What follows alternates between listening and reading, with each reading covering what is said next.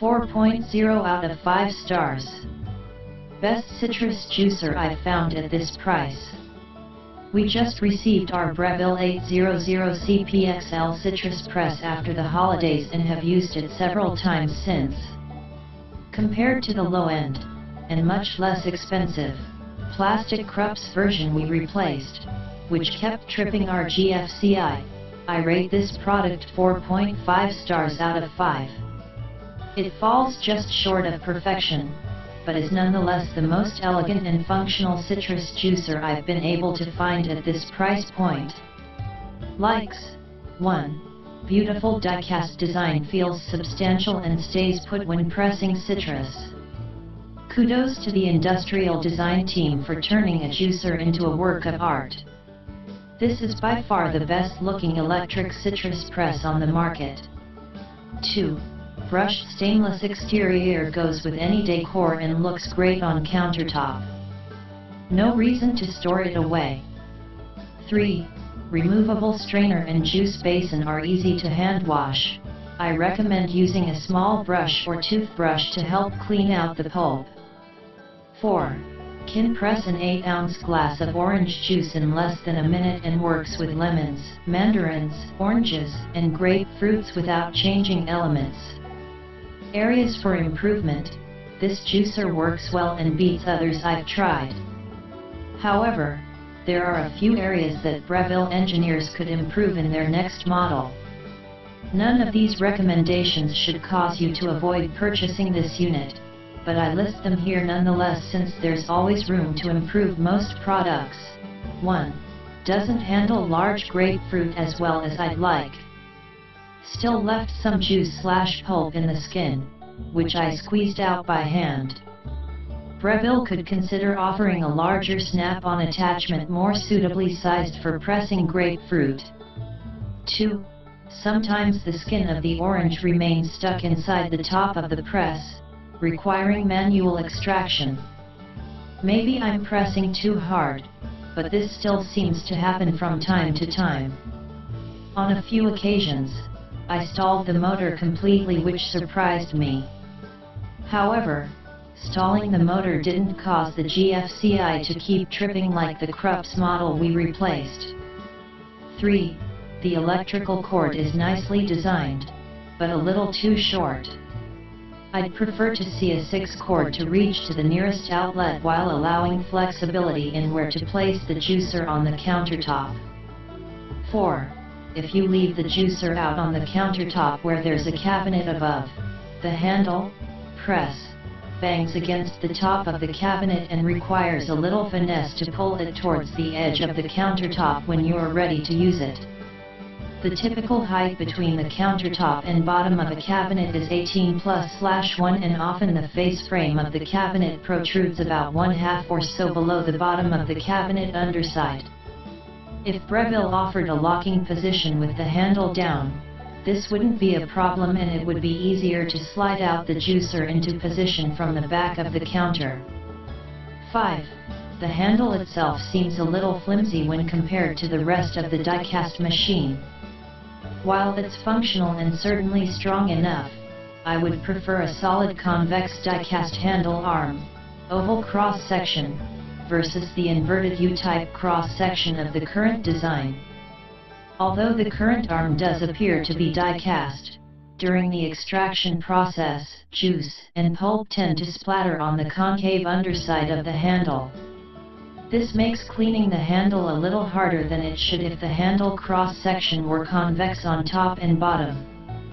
Overall, this is an excellent product with bold design and good looks. I recommend this model to anyone who wants to add freshly squeezed citrus to your daily or weekly regimen. I can't comment on the long-term reliability of the motor since we've only had the unit for a few weeks. But so far so good. 1.0 out of 5 stars. Now 2 have died, total plastic junk inside. I first bought this unit from Amazon in 2009 and it worked fine, until something inside broke and it wouldn't work at all. It was barely out of warranty, by just a couple weeks, and Breville replaced it free under the warranty, That was a nice gesture, though I felt that a unit this expensive should not have broken so quickly. I had only used it once or twice a week for the year I had it. Now the replacement juicer has failed in a similar fashion to the first one. Something inside broke and it won't work anymore. This time it's been 1 year and 9 months and Breville simply says it's out of warranty and they won't do anything for me. They suggested I take it to a repair shop. There isn't any within 100 miles of where I live, and I have to pay for parts and labor to have it fixed. This machine is too fragile to justify its price. It looks heavy duty, but there are weak plastic parts inside. November 14, 2012. The positive reviews for this product are from people who haven't had it very long. As long as it is still working, this is a decent juicer. However, it is very fragile inside and breaks much too quickly. It's an expensive product designed to fail, as my experience reveals. Since the second juicer broke after 21 months of light use, and Breville offered nothing but a repair option at my expense, nearly the price of a new juicer, I decided to see if I could fix it myself. After all, it was either that or the trash bin, so I had nothing to lose but a little bit of time. Thanks to another reviewer, I found that at least some of the internal parts could be purchased from Airplotment Parts. So I disassembled my dead unit. This turned out to be a very difficult process due to 3 extremely tight, deeply recessed screws which hold the unit together. 2 of them finally came out with a huge amount of effort, but I had to drill out the 3rd one. Finally, after getting the unit apart, I saw exactly what the issue is with this juicer and why it fails shortly after the warranty expires with only light to moderate use. While the outside case of this unit is metal, and looks heavy duty, the drive mechanism, which bears all the force of the motor-driven juicing mechanism, is made out of ultra-lightweight, cheapo, flimsy plastic.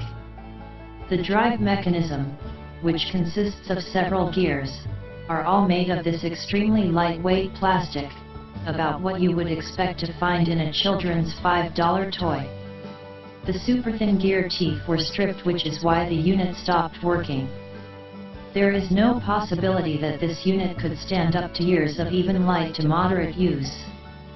I found that the broken core gear was available at Airplacement Parts and I decided to give it a try at $14 delivered. After much effort I did succeed at replacing the part and now the unit works like new again. So I did revive my old dead juicer, but it's still being driven with design to break parts, so it can't possibly last very long. I'm glad I got it fixed to get a little use out of this horrible, terrible product which I paid way too much for. But I will never, ever buy another Breville product. I don't want to support a company that is perpetrating a total scam on its customers with a unit that looks robust but is actually ultra-cheap, flimsy plastic designed to fail. This unit is one of the most flagrant examples of designed to fail manufacturing that you'll ever find. Breville should be very ashamed of this product and of their whole approach to making and marketing appliances. 3.0 out of 5 stars. Difficult to get replacement plastic gear, dome wobbly on arm. I bought this juicer on December 14, 2009. Worked great until one of the most essential plastic parts, 800CPXL/30 core gear, inside broke early February 2011, the plastic gear splines stripped off. The manufacturer referred me to eReplacementParts.com. They didn't have it in stock but said they could order it. So I placed an order Monday, February 7, 2011. On Monday, March 14, 2011, to 5 weeks after I placed the order, eReplacementParts.com replied that the part is discontinued. They suggest I try to buy a busted one on eBay for parts. When I called Breville USA, the person who answered the phone confirmed that the piece was discontinued but gave me the numbers of 2 repair centers in nearby states. I called both, but neither one had the part in stock. I called the Australian headquarters and they had the part in stock and were ready to take my credit card number and ship until I told them I wanted it shipped to America. They couldn't do that. I had to continue to deal with the USA branch. I emailed Breville USA again and they replied with a list of repair centers for the whole country. I had to call 8 of those before I finally found one of them that had the part I need in stock. All the rest would have had to order it and I had a pretty good idea how that would end up. All I needed was one of the 3 gears, but all these guys had was a kit with all 3 of the plastic gears plus some other metal part, at 5 times the price of the 1 gear I needed at eReplacementParts.com. But I ordered it anyway. Hopefully it will get here reasonably soon. I emailed the Breville headquarters in Australia and they said they had faith in their American counterparts to solve my problem and had forwarded my email to them. Then, in a second email, Breville USA finally told me, the core gear has not been discontinued, it is currently out of stock with an ETA of mid-May. Well, I guess that would be news to their key parts vendor, eReplacementParts.com, cause they definitely used the word discontinued. And their own phone operators also said the same thing. And several of the other 7 repair centers told Maine the same thing. So there seems to be a bit of disconnect between the manufacturer and their field service repair centers and even among different people at their US headquarters. Other than the plastic gears, I like the design. That's why I give it 2 stars instead of 1, and that's why I'm taking all the trouble and expense to find this part and repair the machine myself instead of just tossing it and buying something else.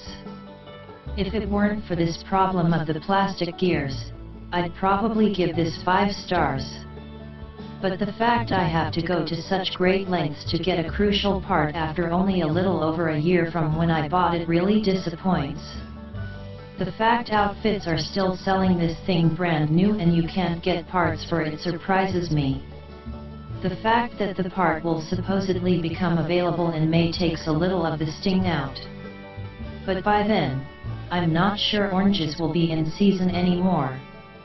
Before I broke down and ordered the plastic gear, I asked both the manufacturer, well, the US branch, anyway, the parent company is in Australia, as well eReplacementParts.com, if I could get a metal replacement gear instead. No way. I finally got my gears. Replaced 2 of them that very day, even though all I really needed was the 1 core gear. Heck, I had to get the whole pack, so figured might as well replace that other while I had it apart. Works great again. I really do like this juicer and I've missed it this last month and a half. But what a pain to get parts. Update. The gear I replaced over a year ago broke again.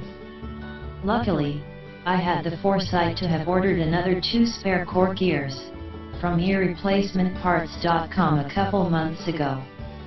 Not cause the one I ordered last year had busted yet, but cause I was pretty sure it would bust again soon and I didn't want to be stuck for a month or more trying to get parts. The 2 replacement gears came real quick this time. Like a couple days. So the company must have fired up their injection molding machine to make a pile more so they wouldn't be caught like that again.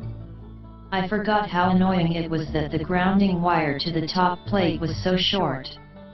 It's very difficult and frustrating to get enough clearance to fit the screwdriver to unscrew the terminal. So I cut the ground wire and spliced in another 6 of grounding wire and kept the terminal. It took 2 wire nuts. Now it's a lot easier to disassemble and reassemble. They saved maybe a fraction of a cent by making it so short, but causes a lot of headache. If you decide to repair this yourself, I highly recommend you take the time the first time around to lengthen that ground wire. because you know you are going to have to do it again. This time, after finishing reassembly, the gears seemed to whine more than I remember last time.